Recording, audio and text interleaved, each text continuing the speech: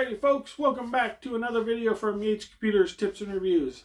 For this one, I wanted to go through a short video on another subject that's down the rabbit hole. And of course, that's not the bad terminology. Watch my video on that and you'll understand that. This one is on a tech thing that I did not realize was on a certain version of an operating system, and that is Hyper-V. Hyper-V is a virtual operating system. Now, it's not actually virtual. It is a whole operating system. You can do pretty much anything you want to it on that operating system. You can actually have multiple on the same system. This goes back to the terminology where I had videos on, is this a server, is it not a server? Windows 10, Windows 11 have Hyper-V. You can actually load Windows Server, Linux, Unix, Ubuntu, whatever operating system you have on that OS and run it on a virtualized system on your system. On there, you can put in your domain controller, you can put in your emails, you can put in your security software. This is where it gets interesting, because if you're in a business and you have security software that monitors all your computers, you have a system set up to talk to all your other systems on the network. You don't have to have a standalone server as your email, as your DC, as your security server. Some security servers, actually, software need two servers to do multiple functions. So you get into that whole scenario of what you want to do. Now, if you're at home and you decide, you know what, I really want to have a security software that runs and monitors all my computers, all my devices, and everything that I can put in an endpoint to and do all of those things, you can actually run it off of a system that you have running. If you have a media center computer, if you have something else that's on a lot, you can actually put that on there depending on the OS you actually have on there. Or you have a Windows, let's say 11 PC. The reason why I say 11, because it's better hardware, better speeds, and other things of that sort that would lead you to that Windows 11 PC. Put on two virtualized OSs, whatever OS, Windows 10, Windows 11, server, Ubuntu, whatever, Linux, whatever you will need to do. You put on your virtual, and you put on your media center, and you put on your security software, and you still have a Windows-based computer. The hard main computer is a Windows-based computer, Windows 11. You can go on there, surf the internet, do whatever you want, while those two servers are running in the background doing everything else they need to. Of course, you got to look at storage and you got to look at some other things. To me, I thought, wow, that was really kind of an interesting subject now, because hardware has gone from, it just barely kind of functions and it does kind of what I need, to now you could buy a system that's way above what you need, pay a lot of money for something and not realize, but then, oh wait, now I can add this and add this and add this. You can use those features. You could get better performance out of it, get more for your money. Again, now, mentioned on my first video about the rabbit hole, you have internet speeds that have gotten faster. Now you can actually host a website. Now you can actually do things on that system with another system running because it can support the internet speeds. Network card speeds have gotten faster. Everything has gotten so much faster that now this is really a viable thing you can do. So I wanted to go through and do a video on this because I'm setting these up now. Learning a lot of things. Learning there's still a lot more features that I can actually use and how to use them. So I wanted to go through and do a quick video on easily subject like Hyper-V. And again, not only Hyper-V, there's sandboxing. There is a difference between a Hyper-V and a sandbox. If you've gone over to the video where I've referenced in my security stuff, over to Scammer Payback, he is running that technology because then they can't hurt his actual system. You can clean it off, reload, do what you need to do. So if you want to actually see that tech in use and how it's being used and how he's using it and understand what is going on, this is why I needed to do this video to kind of explain that, because I don't think a lot of people that actually went there actually understood all the tech he's using. And it wasn't really tech that I was going to put out. It wasn't information I was looking at putting out for home user, small business, and all of that. But now you can use this for home users. You can use it for small business also. Very easily. And it's not something that's going to cost you a real fortune. It might be included with the software you buy.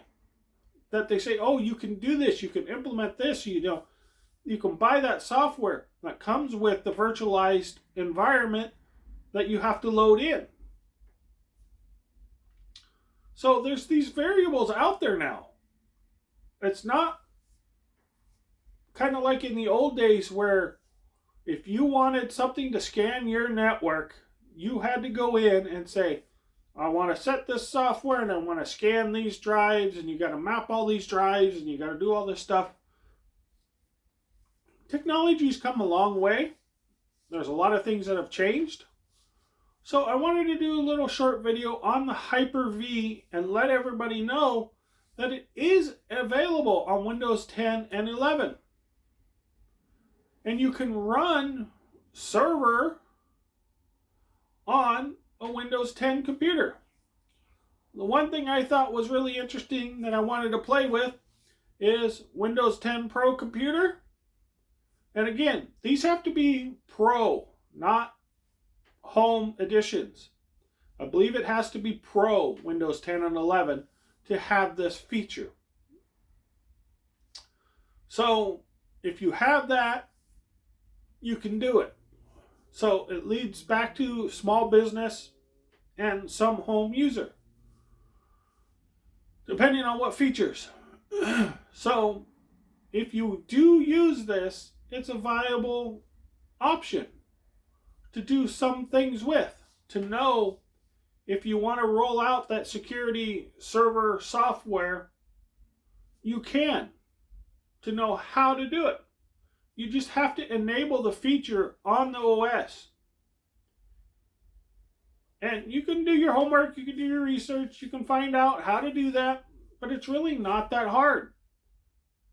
I believe you go into Control Panel, you go into your programs, you add features for Windows, and there's a long list of boxes you can check. I started with sandboxing. Sandboxing is different than VM software. VM software is an OS you load in that you can turn on, turn off, turn on, turn off whenever you want. You can use it however you want, and it stays there. Sandboxing, you set it up, and it's set up that one time for that use. When you shut it down, it goes away. You can reinstall and reset up another sandbox to do what you want. Where this comes in handy for home people, if you have, again, I believe it's Pro. Your operating system has to be the Pro edition. Is say you want to install new software and you've had problems with old software crashing or corrupting your system or doing whatever. Maybe you want to test some things. Maybe you want to do YouTube videos and you want to install stuff over and over again. Do Windows Update. Do from Windows 10 to Windows 11 upgrades over and over again so you can film it, video it. Anything that you want to do. Maybe you're doing a training class at work. Trying to teach people. Trying to do those things. That feature can come in handy for you. You can also do it through VMs, but you have to take out the VM, reload the VM, redo everything back. Same as you would for the sandbox, but the sandbox, when you close it out, it goes away. And you just have to prep it back up. But virtual server, you can do that too. You can set it up, close it down, have it ready for the next person or next group you need to show. So there's some variables there that I thought are very interesting for you to know. Maybe you're interested in some of that. Maybe you want to go and load in a VM of Windows 11. So you can actually play with Windows 11 now. Get used to it. Figure it out. See if you like it. Well, you're not going to have much choice because when Windows 10 support stops, you're going to be pretty much forced to go with Windows 11. Unless they come out with a newer version within the next couple years that I highly doubt.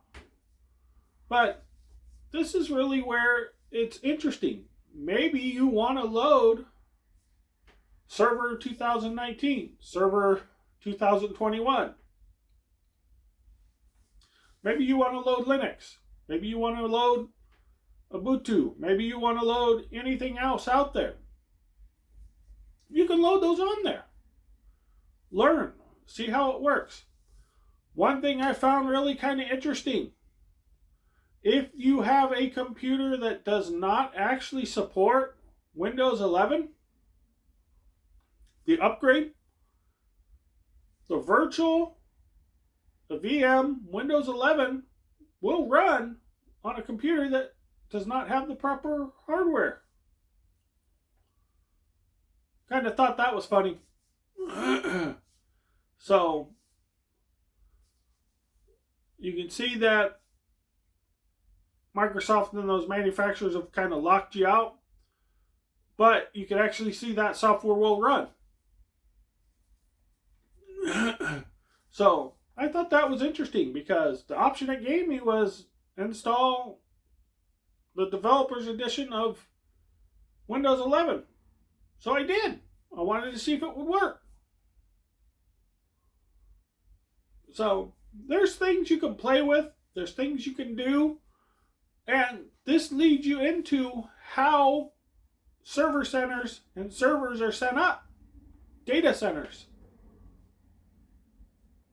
With virtual operating systems. How you can put in multiple operating systems and have them be different. They can host different sites on the same server. They can be managed by different companies.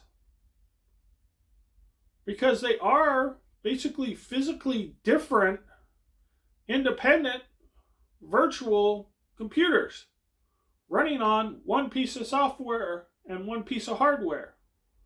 One computer. Now, got virtual NICs that get put in. You got a lot of other features that get put in with those virtual machines. Mentioned multi-port NICs. That's where it comes in a lot more handy. Have one system with a 4-port NIC. You can dedicate that NIC, each one of those 4, to each different system, each different group of VMs, each different things, internal, external, private, communications between different servers, all of that can be configured through that NIC, through those settings. What I thought was really interesting with the VMs is it brought me back to a lot of old tech. Private network, token ring, all of those type of peer-to-peer type of environments that now you could configure kind of with the server. How you want them to communicate to each other. You can have this server talk to that server then talks to that server, but that server doesn't really have communication with that server. But this server in the middle can actually have communication out with your entire network, because these servers are actually supporting that server. So, wanted to go through and bring up some of those things. And that's where I kind of went, this is a rabbit hole. You're going into VM not realizing what it can actually do, how much it can actually do. So I wanted to do a quick little video on this. I'll probably end up doing some screen capture on this because I thought it was a very interesting subject that I wanted to touch base on more of. Show people how you install it, what it does, how it functions. So, as if for a small business, home users, again, I believe it's Windows Pro you have to have for that. Again, you can always upgrade your license if you have home to Pro to get those features. You might have a system you bought that's a media center or something of that sort that is already Pro that you can just add this onto. So I wanted to touch base and go through a little short video on that. I know I've gone on long enough, didn't really cover a lot, but it's really an introduction to the rabbit hole with Hyper-V. Because again, there's a lot of information. I'll probably end up having a couple videos just on this. Like you said, the screen capture and other things, so that people are aware of this tech that's out there that you can run today on a standard computer. It does not necessarily have to be a server class computer. I want to specify that because in the old days, that's pretty much what you stuck with. Oh, it's a server thing. You stick with the server class. You stick with, there's reasons why. When you set it up, you allocate how many CPUs it can use, how much memory it can use, all of that type of stuff.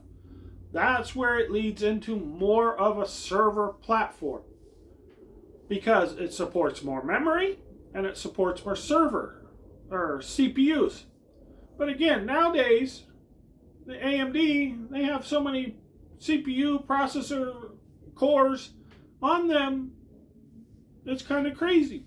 Intel's, you can get some with some big numbers on them too. You can support this now. Motherboards can support a lot of memory now. You can go out and get a solid state hard drive, 8 terabyte. Older computer where you can put 2 in a bay. Stripe them, mirror them, do whatever you need to do. Virtualize it in OS so that it sees it as one. You have 16 gigs. That's a lot of data. So this is where it got interesting. It got to like, wow, now you can get into some crazy stuff. And that's why I consider it the rabbit hole. Because I just brought up a lot of factors on hardware that then come into play. So let me wrap this one up. Thank everybody for watching. And stay tuned for more. I will have more videos coming out.